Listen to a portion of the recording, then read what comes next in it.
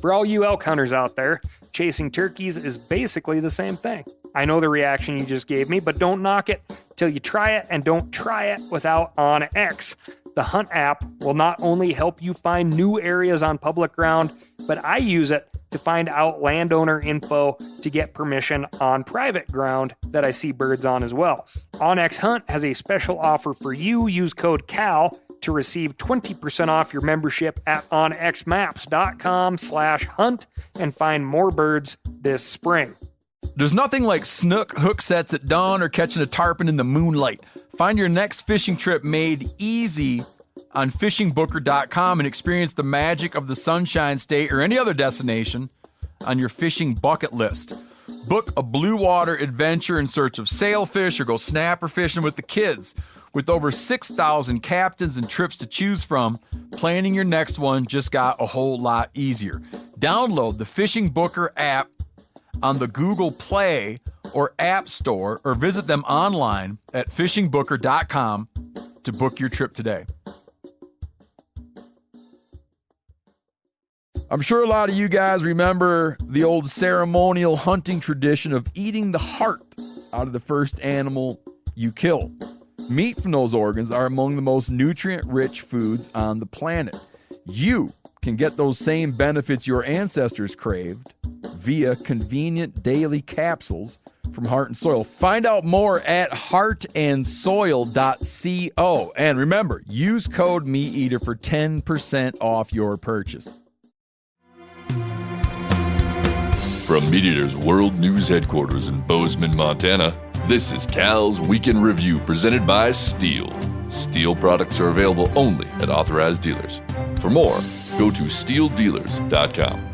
Now, here's your host, Ryan Cal Callahan.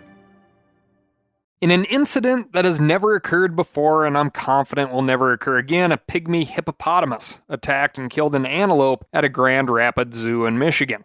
Curators for the John Ball Zoo were excited to introduce the public to two new pygmy hippos during the zoo's Hippopalooza event on June 2nd. The new enclosure was set to house the hippos alongside two European white storks and a type of swamp-dwelling antelope from Central Africa called a sitatunga. Disclaimer, all these animals have names because this is a zoo. It's hard to remain hip-hop anonymous when you are the main attraction. The sitatunga, whose name was Chopper, had already met the offending hippo through a mesh barrier. Zoo officials apparently didn't observe any aggressive behavior between Chopper and the hippo, whose name is Jahari. Unfortunately for Chopper, Jahari was wearing his poker face, because as soon as the animals were allowed to be in the same enclosure, the hippo took out the antelope. Interesting line from the original article, staff attempted to resuscitate Chopper, the sitatunga, but you know what they say, once you get bit by a pygmy hippo, there's no going back. Anyway, it's unclear what motivated Jahari to go after his fellow zoo resident. The San Diego Zoo says that little is known about the behavior of pygmy hippos in their native habitat, but most sources I've read report that the animals are shy and reclusive. Full-size hippos are known for being aggressive, but their smaller cousins are not. In fact, over on the Meat Eater podcast, we just had a really great chat with a couple of professional hunters who operate in Tanzania. According to those fellas, one would go straight to hell for killing something as cute as a pygmy hippo. Perhaps Jahari was working on his rep. You know, life on the inside. Kick someone's ass the first day kind of thing. You know, jokes aside, I just like this story for the fact that I'm positive everyone at the zoo did their level best to make sure these two would hit it off. But humans observing animals will not always produce the correct conclusion. For all we know, despite the lack of barred fangs or raised hackles or twitching tails or laid back ears, those two could have been talking Royal Rumble type smack through the fence the entire time. Thanks to Mike Ortiz for sending us that story. This week, we've got bears, legislation, and wolves, plus so much more. But first, I'm going to tell you about my week.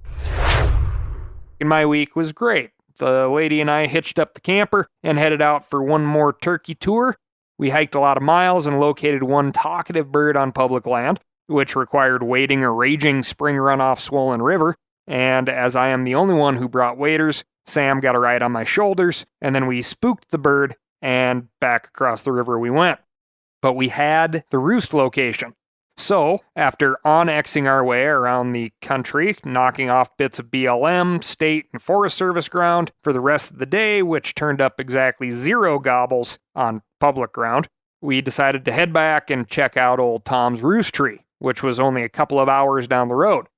Now, the girlfriend's turkey killing drive ebbed a bit, with the idea of sitting and waiting in the hot evening sun surrounded by ticks for old Thomas's return.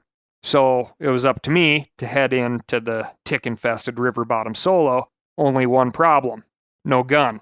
I had left the shotgun leaning up on the trailer tongue at our last stop, again, just a couple short hours away. I wish I could say that's the first time I've left a shotgun all by its lonesome. Not a ton of fun driving back to pick it up. Leaving the turkey potential was tough, but not as bad as just knowing you'd run over a shotgun, possibly with the truck, but definitely with the 5,000-pound camper. Well, when we found it, there were tire tracks on the sling, but everything else appeared in working condition. It was way too late to turn back for the Tom, so we had a lovely camp out surrounded by a giant eastern Montana sunset and a prolific Junebug hatch. Junebug is a general name for a small reddish beetle that hatches at night, kind of spring through the summer months. They are chafers, which is Greek for leaf eater, and more importantly, Jim Carrey's line in Dumb and Dumber, "No thanks, swallowed a big Junebug coming over the pass." Remember that one? Well, not likely, okay? Unless, of course, he was referencing a cockchafer beetle, which I'm sure you can guess is more of a European thing, also known as a May beetle.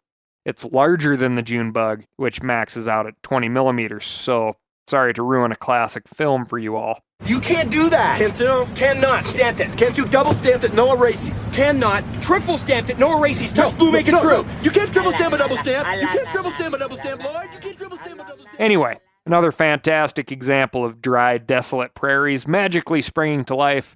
I'm sure that hatch would have made for some happy turkeys, but they are not nocturnal. Moving on to the bear desk. A brown bear in Italy is at the center of a legal battle after prosecutors say it attacked and killed a jogger earlier this year. Thanks to listener Johanna Rosenbaum for sending this one in.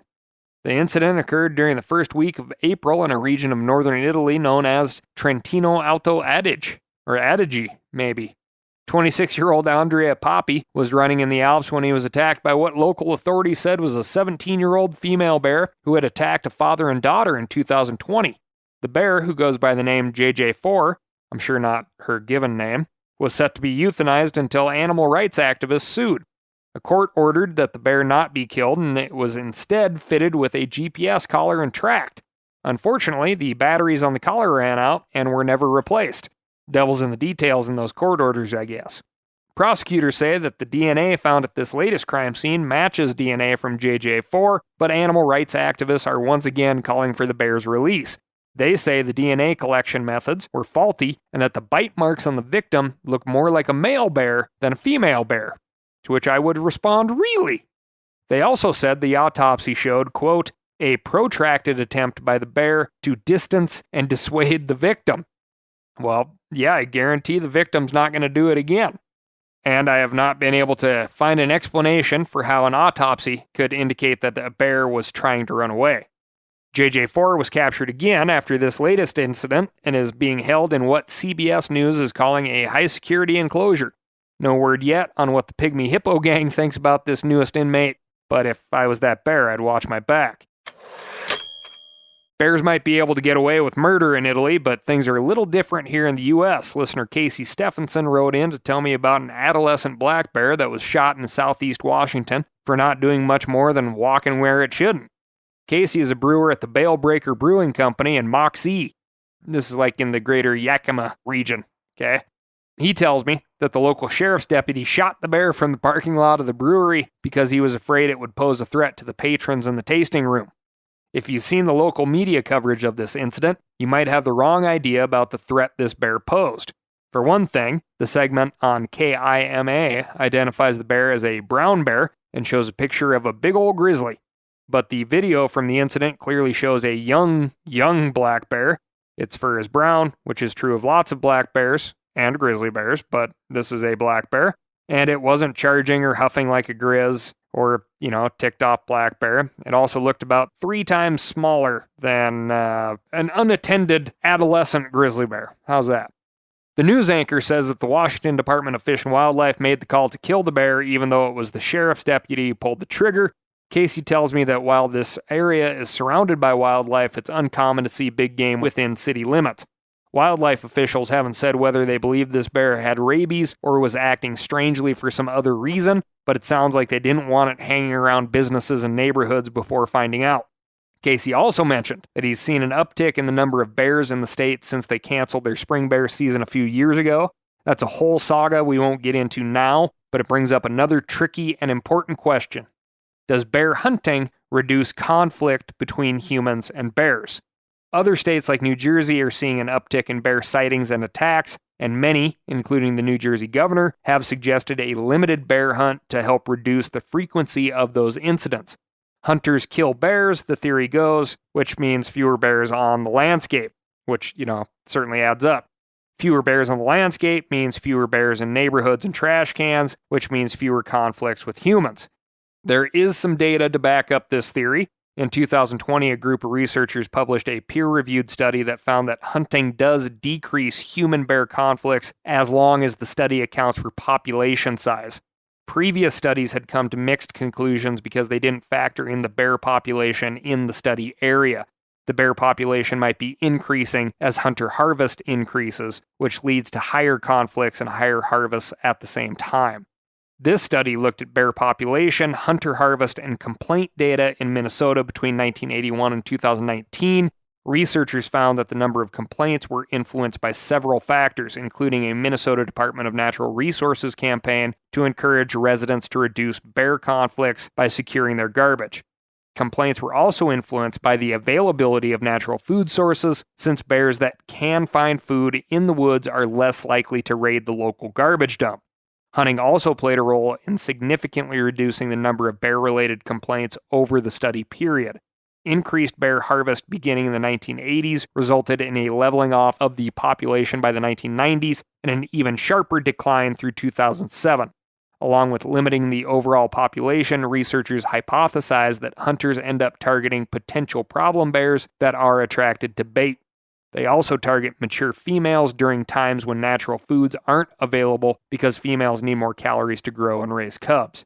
The researchers in this study didn't speculate on which of these 3 factors, hunting, public education, and natural foods, are most important for reducing conflicts, but they do conclude that the black bear population is directly associated with the number of complaints and that hunting is one tool of many to reduce the frequencies of those conflicts. So Casey could be right.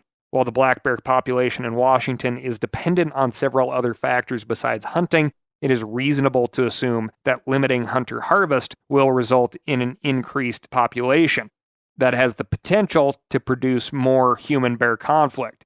It's not a simple one-to-one association, but it's not rocket science to say if you kill a bunch of bears, there's going to be fewer bears to cause trouble. Now, I do have to talk about these other studies out there for good reason, because it's all good science.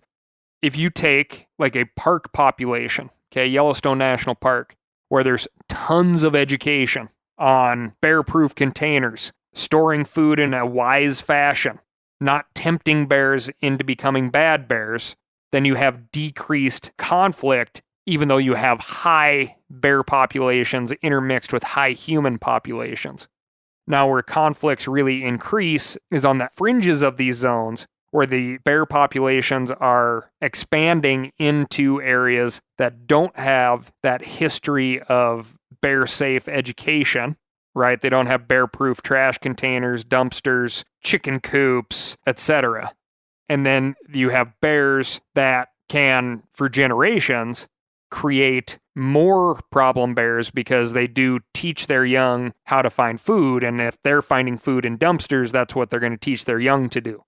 So there are some ideas that an increased harvest quota in these areas of population expansion are going to limit or decrease human-bear conflict. And as we've talked about before, right, the way this works is mom weans the cubs off, chases the cubs off, and then those cubs who have been following mom around, learning as much as they have, they're out there on their own, and those are the ones that a lot of times are causing conflict. On the opposite end of the scale, you have your super old bears who may have never been problem bears, but they're literally halfway blind and toothless, and they're desperate for food, and they're going to make bad decisions that they've gone their entire life not making. Now, how can hunters specifically target those bears? Be very, very difficult. Like I said, a bunch more studies out there that I got to read up on. I got a pile of them sitting on my desk from awesome friends at fish and game agencies all across the country. So I'll get back with a little more concise answer for you there, Casey. Speaking of bear-human conflicts, a cyclist from North Vancouver learned the hard way that, contrary to most illustrated children's books, bears and bicycles don't mix. Thanks to everyone who sent me this story. 30-year-old Kevin Milner told the media outlet North Shore News that he was riding his bike down a steep hill when he turned a corner and saw a black bear on the road. He decided to ride around the bear rather than slam on the brakes, but that same moment, the bear also decided to get out of dodge. Milner ran into the bear's shoulder blade and went head over heels.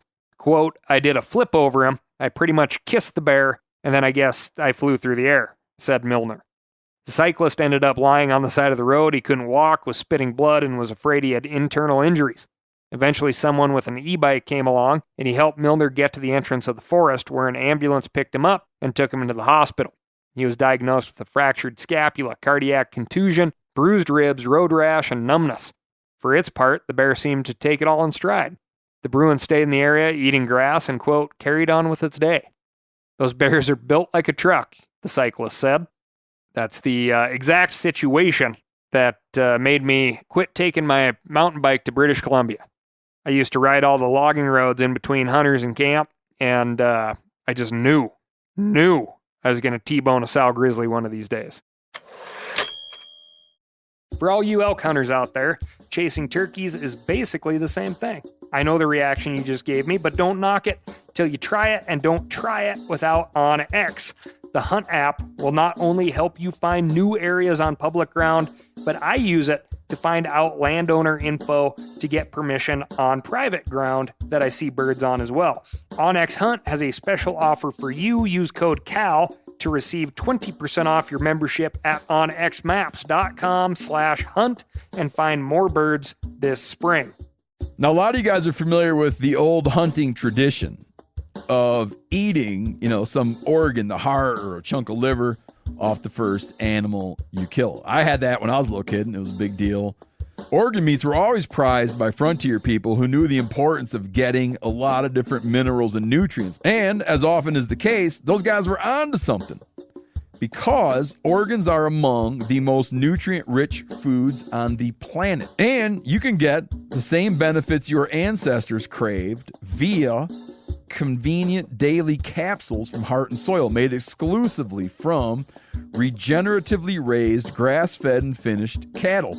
Heart and Soil's unique freeze-drying process means all those important nutrients are trapped in, ensuring you experience every one of the benefits of nature's superfood in a clean, convenient, taste-free capsule. Find out more at heartandsoil.co. And make sure to use code MeatEater for 10% off your purchase. That's heartandsoil.co. Use the code MeatEater. You ever get that feeling you're stuck inside staring at screens and a primal urge kicks in? You crave wide open spaces, fresh air, the chance to connect with the land? Well, maybe it's time to find your own piece of the wild. But searching for property can be a maze. That's where Land.com comes in. They got millions of listings across the country, from mountain ranches to hidden fishing holes. Their search tools are like a seasoned guide helping you narrow down what you want. Land.com isn't just about buying and selling. It's about finding a place to hunt, fish, explore, or simply sit by a campfire and listen to the crickets. So head over to Land.com today to turn one day into today, because trust me, there's nothing quite like the feeling of standing on your own piece of earth. Moving on to the legislative desk. The Michigan legislature is considering 3 bills that would impose additional requirements on inland fishing and hunting guides to operate in the state. Under current law, only fishing guides on the Great Lakes are required to pay a fee and undergo additional training to guide clients. Hunting guides must obtain a permit to operate on state land, but that permit is free and does not require training. Under Senate Bills 103, 104, and 105, hunting and fishing guides would need to be certified in first aid and CPR and have no felony convictions or violations of certain state wildlife conservation and environmental laws on their record. They would need to pay a fee of $150 every 3 years, as well as purchase a basic hunting or fishing license. They would also be required to report harvest data. Advocates, which include outdoor groups like the Michigan United Conservation Club, argue that these requirements will keep bad actors from profiting off of unsuspecting clients and posing as legitimate guides. They also say the reporting requirements will provide valuable data to wildlife biologists. Opponents say the new regulations are unnecessary and impose an undue burden on commercial guides. If you'd like to weigh in, get in touch with your Michigan state senators. Staying in the upper Midwest, the Minnesota legislature just passed a giant spending bill aimed at increasing funding for conservation, hunting, and fishing. It's being hailed as a jumbo-sized outdoor bill that will bring transformational and truly historic investment in wildlife habitat and outdoor recreation. The bill will send $308 million in new operating money to the DNR, spread over the next 2 fiscal years. In addition, the agency will receive more than $116.6 million in direct cash from a $1.3 billion capital investment plan. It also makes some policy changes, such as declaring a moratorium on new deer farms, allowing for crossbow use regardless of a hunter's age, denies the attempt to outlaw the hunting of wolves, and allowing for some two-line fishing. The bill passed the legislature and is headed for the desk of Governor Tim Walz. For a full rundown of everything this bill does, check out the story published last week in the Star Tribune. I'll post a link on the meateater.com/Cal. In Vermont, the Fish and Wildlife Department is asking for public input on rules related to coyote hunting and wildlife trapping. Back in 2022, the legislature mandated that the department issue new rules to make trapping more, quote, humane, and ban the hunting of coyotes with dogs. Now the department has finalized those rules, and Vermonters will have a chance to weigh in. The agency plans to hold public hearings on June 20th in Rutland, on June 21 in Montpelier, and virtually online on June 22nd through Microsoft Teams. I'd encourage you to look up the rules for yourself before weighing in, but here are the spark notes. The trapping rules impose some additional restrictions on the type of bait used in body gripping traps and mandate certain setback requirements from roads and trails. The coyote hunting rules would ban coyote hunting with dogs except in the case of property protection, but it would also hand out 100 licenses to hunt coyotes with dogs every year and impose annual spring and fall seasons on the activity. Coyote hunting without dogs would still be allowed year-round. In addition to the public hearings, people who are interested in sharing comments can send them to anr.fwpubliccomment@vermont.gov from May 17 through June 30th with the subject line Trapping and Coyote Regulations. Another quick note for you. If you want to tune in with your smartphone, Microsoft Teams does not let you bypass downloading the stupid app.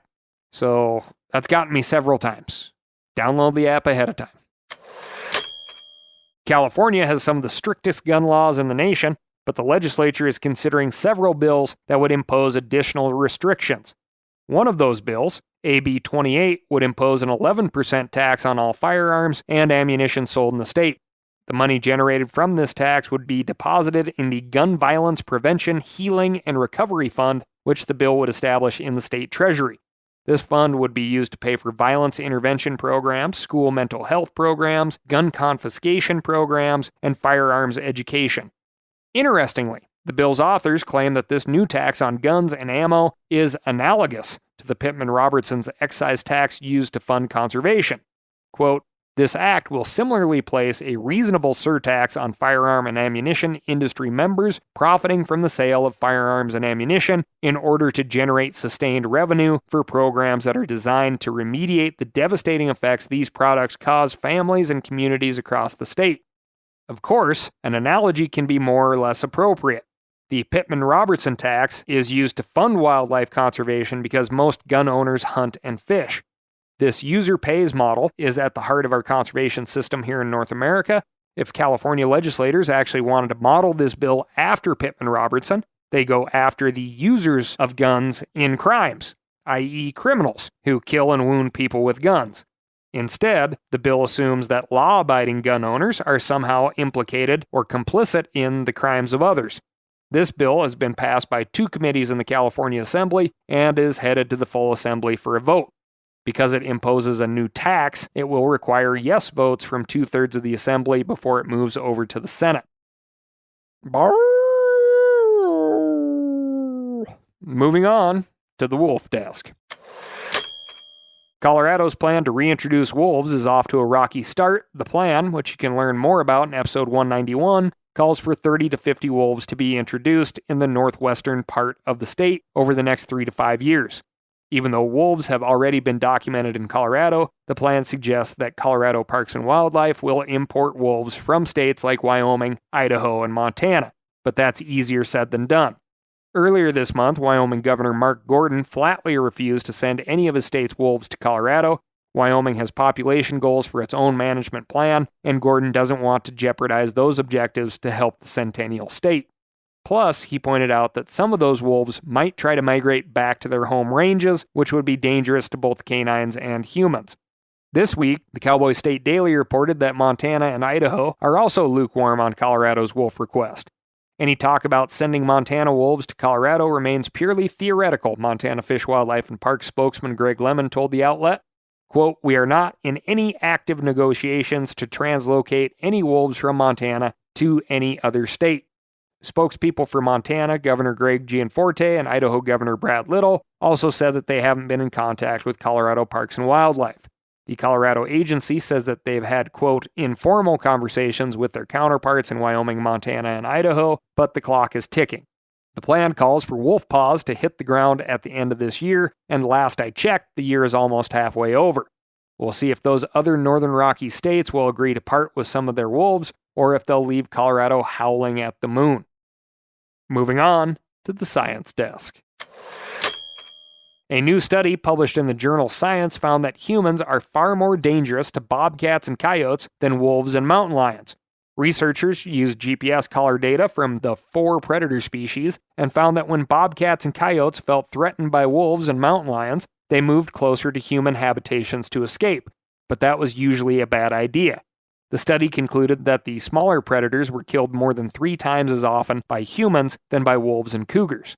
The researchers were trying to figure out what kind of impact the growing wolf population in Washington state is having on mesopredators.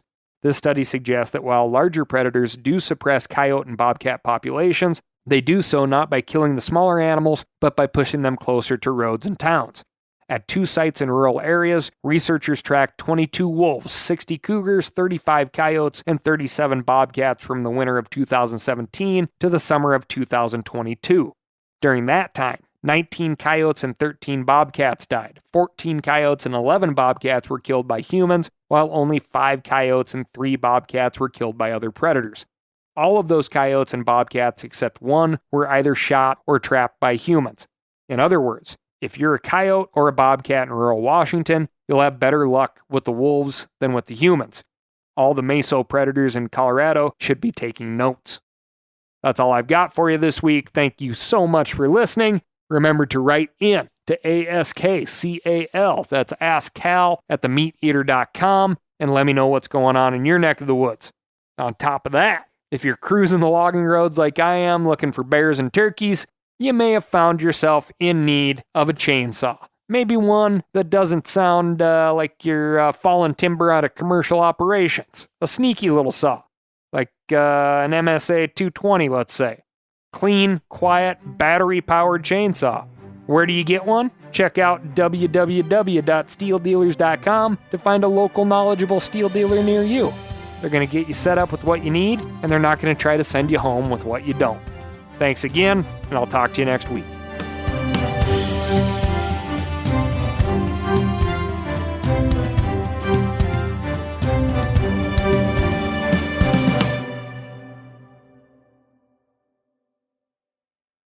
I'm sure a lot of you guys remember the old ceremonial hunting tradition of eating the heart out of the first animal you kill. Meat from those organs are among the most nutrient-rich foods on the planet. You can get those same benefits your ancestors craved via convenient daily capsules from Heart and Soil. Find out more at heartandsoil.co. And remember, use code MeatEater for 10% off your purchase. Outdoor adventure won't wait for engine problems. Things like hard starts, rough performance, and lost fuel economy are often caused by fuel gum and varnish buildup. Seafoam can help your engine run better and last longer. Simply pour a can in your gas tank. Hunters and anglers rely on Seafoam to keep their engines running the way it should the entire season. Pick up a can of Seafoam today at your local auto parts store or visit seafoamworks.com to learn more. That's seafoamworks.com to learn more.